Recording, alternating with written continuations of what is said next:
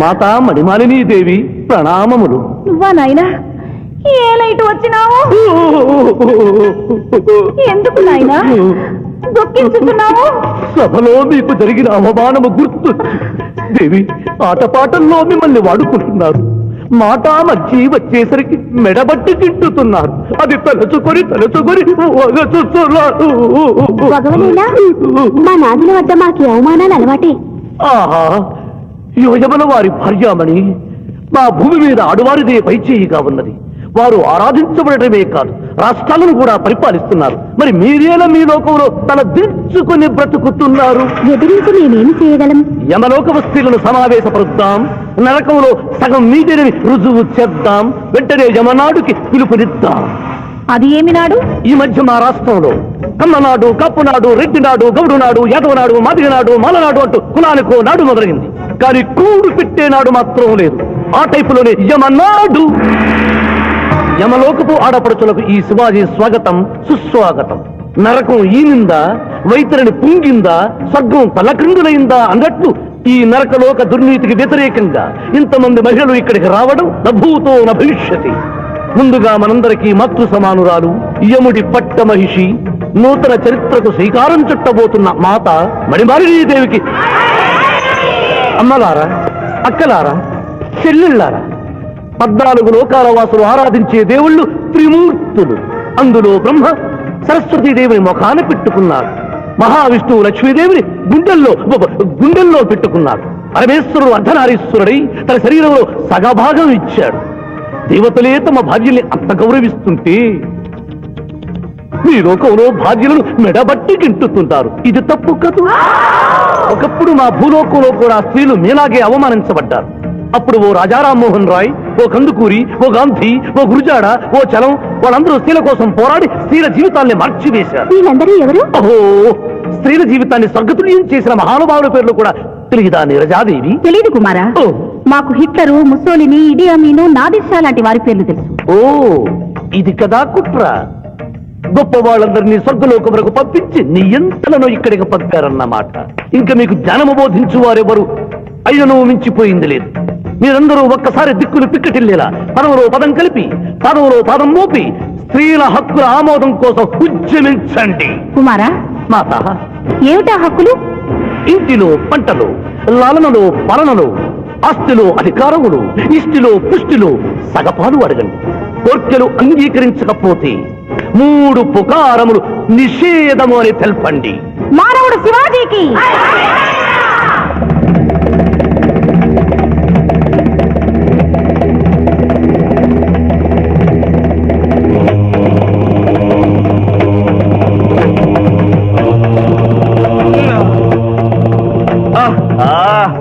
తండ్రి, ఉషోదయముననే ఎందుకు మాకి మృదంగ వాయింపు? ప్రభు ప్రభు ప్రభు ప్రభు ప్రభు ఆ మానవుడు మన లోకపు స్త్రీలను రెచ్చగొట్టినాడు. దాంతో వాళ్ళందరూ నినాదములు చేసుకుంటూ వస్తున్నారు. అవును తండ్రి, నా ఎడమ కన్ను తమలపాకు వలె టపటపా కొట్టుకొనుచున్నదేమి?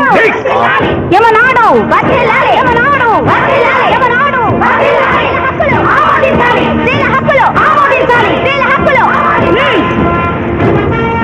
ఏమిటిది? హక్కుల పత్రం.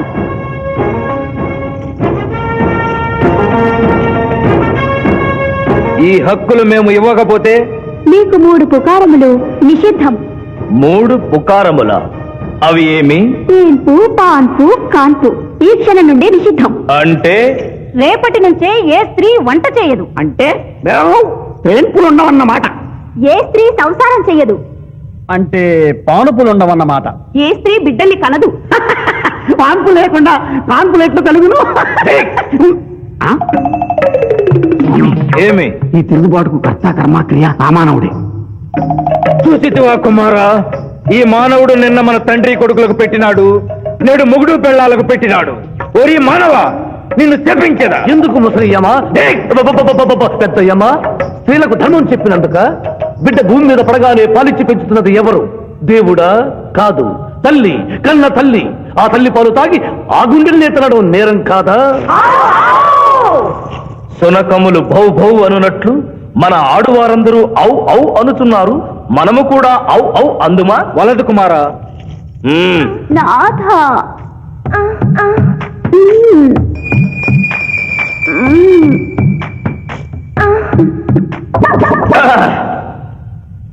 మేము మహిళలు లేకుండా జీవించలేము, పుకారములు లేకుండా అసలే బ్రతుకలేము.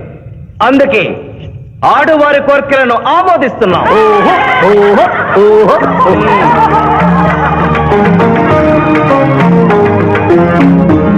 సభాసదులారా, మేము అధికార పీఠమును అలంకరించిన 2 రోజుల్లోనే సంచలనాత్మకమైన మార్పులు జరిగినవి. ఈనాటి నుండి యమలోకపు మహిళలందరికీ ఆస్తిలో, అంతస్తులో, హక్కులో, బాధ్యతల్లో సగభాగాన్ని ఏ షరతులు లేకుండా ఆమోదించుతున్నాను.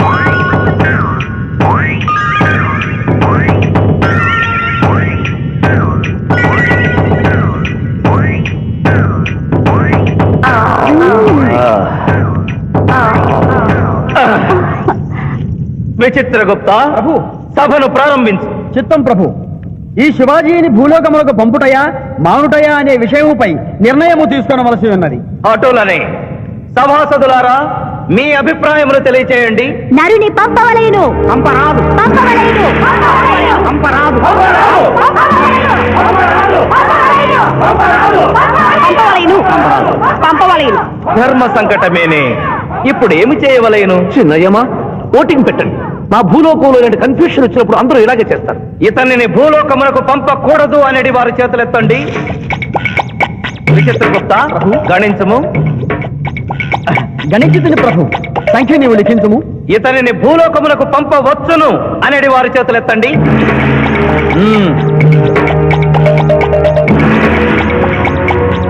శివాజీని భూలోకమునకు పంపవలను అనేవారు 80 అధికముగా ఉన్నారు. అది ఎటుల సాధ్యము?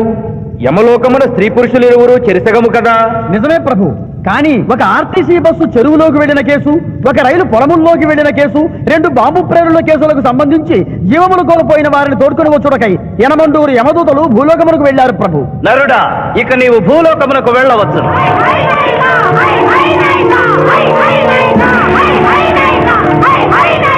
కుమారా, ఇతడు ఒంటరిగా కాదు, పూతన తోడు వెళుతుంది. పూతన, ప్రభు, భూలోకమున ఈ మానవుడు దేవరహస్యములు చెప్పరాదు. ఇతనికి నీవు ఏ సాయము చేయరాదు. 11 దినముల తరువాత ఇతనిని మళ్లీ నరకమునకు తెచ్చు బాధ్యత నీదే. ఆజ్ఞ.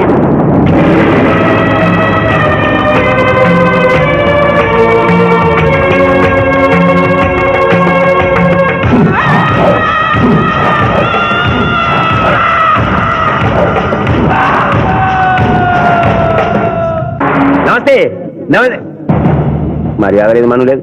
జంగిలిగా లాయంరా, నమస్తే చేస్తే నమస్తే చేయరు. అవు జంగిలి కాలే అవ్వానా, ఇంత పెద్దోళ్ళు వచ్చుకున్నాం, ఇంకా జడ్జి రాలేదేమన్నా. జడ్జి ఆడికి పోతారా, కానీ ఆ తాలిగాడి శివాజీ గాడి ఆడికి వెళ్ళొస్తాడు. అవు ఏడికెళ్ళి వస్తాడనా, అది మనం లేపేసినాం కదనే.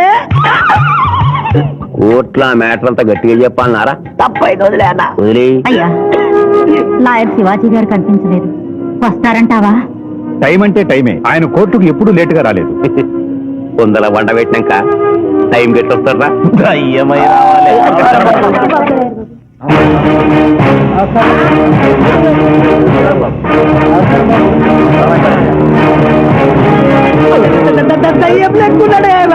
కాళ్ళు చక్కగానే ఉన్నాయి, ఉల్టా దొరికినాము.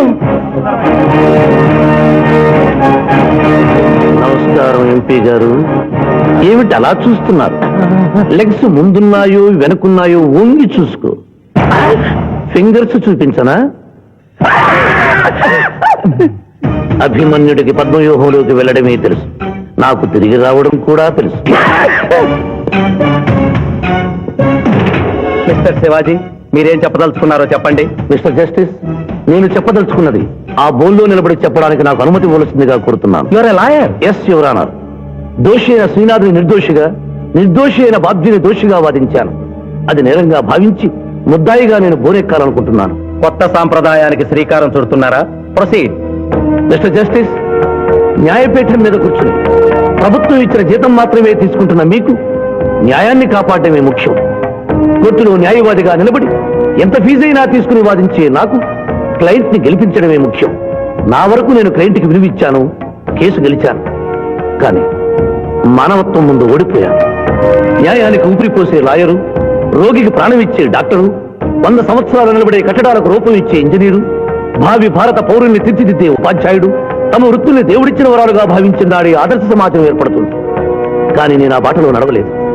డబ్బు సంపాదించడం కోసం అతను హంతకుడని తెలిసి నిర్దోషిని వాదించినందుకు నల్లగుడ్డ చాటున తెల్లబోయి చూస్తున్న ఈ ధర్మదేవతకు క్షమాపణ చెబుతూ ముద్దాయి శ్రీనాథికి ముఖ్య అనుచరుడైన పాండు గారిని విచారణకు అనుమతించవలసిందిగా కోర్టు వారిని కోరుతున్నాను. పర్మిటెడ్. పాండు పాండు పాండు.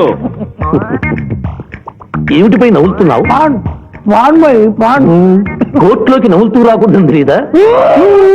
మింగితే బింగు, లేదంటే బయటికి వెళ్ళి ఉమ్మేసిరా. తమరికి ఎప్పటి నుంచి అలవాటు? మా సార్ చేసిండు. ఓహో, సారు ఏది చెప్తే చేస్తావా? చేయమా మరి. ఆయన ఏం తింటా ఆయన ఏం తాగుతా ఆయనకు విరాట్ బాండి బై నేను. ఇంకోటి ఉంది, ఓ చూడు బై. లేదు బై. అరే చూడు బై. అరే లేదు బై, చెప్తే నువ్వు పరిశాన్ చేస్తావు. ఇగో ఇది ఒక్కటే ఉంది. గుడ్. కోర్టులోకి ఇలాంటి ఆయుధాలతో రాకూడదని తెలియదా? ఇది లేకుండా వస్తే మా సార్ ఊరుకుంటారా? Mister justice, note this point. Note. దాని లేవు. ఇయ్యా. ఇవ్వు. ఓ నా కత్తి పట్టుండే. ఇచ్చేరా, ఇచ్చే. నువ్వు తర్వాత పరిశాన్ చేయొద్దు. మా సార్ కూడా పరిశాన్ చేస్తాడు. ఇక నువ్వు వెళ్ళొచ్చు. మళ్ళా కలిసి మంచి పాటిస్తా. Mister justice, this is exhibit number 3.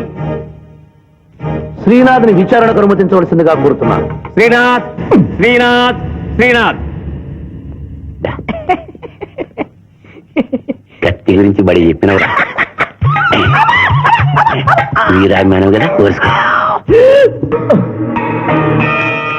తలదూకోండి. అరే నేనేం స్మార్ట్ లేనా? పొద్దుగానే దూకున్నా, మళ్ళీ దూకోమంటావు? నేను దువ్వా. అబ్జెక్షన్ యువర్ ఆనర్, ఇదేమైనా అందాల పోటీనా? నీట్ గా తలదూకోవటానికి కోర్టు హాల్. మిస్టర్ జస్టిస్, నేనేమన్నా వారిని చెప్పుతో కొట్టుకోమన్నానా? దువ్వినతో దూవుకోమన్నాను. అతను తల దువ్వుకోవడానికి ఈ కేసుకి సంబంధం ఉంది. Objection overruled. Thank you mister justice. దువ్వుకోండి. కోడి కెలికినట్టు కాదు, గట్టిగా దువ్వుకోండి.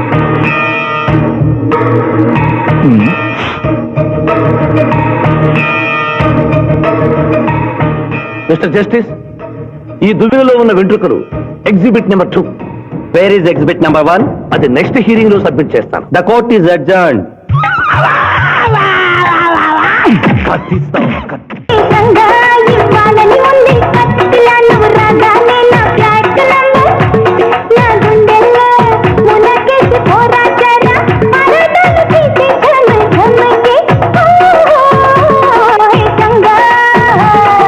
చంకీ నా